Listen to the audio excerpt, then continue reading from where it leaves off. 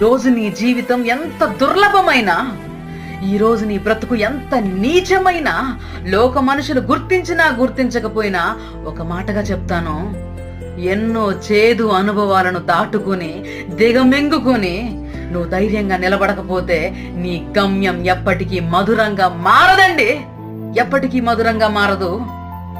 లోక మనుషులను ఆశ్రయం చేసుకోవడం కంటే కూడా యెహోవాను ఆశ్రయం చేసుకోవడం అలవాటు చేసుకో. అది శ్రేష్టం అంటుంది లేఖనం, అదే మేలంటుంది. కారణం, వారైనా మరుచుదురు గాని నేను నిన్ను మరువను. దేవునికి మహిమ కలుగును గాక. ఎలాంటి పరిస్థితి అయినా నిన్ను విడవని దేవుడు నీ పక్షాన ఉండగా ఎందుకు కృంగిపోవాలి? ఎందుకు ఆలోచిస్తున్నావు? దేనికోసం ఆగిపోతున్నావు? ఇక నువ్వు ఆగిపోవడానికి వీల్లేదు. నీ భవిష్యత్తును అందంగా మార్చడానికి ఆత్మదేవుడు సంసిద్ధంగా ఉన్నాడు. బలమైన లేఖనం నీ హృదయంలో ముద్రింపబడుగా.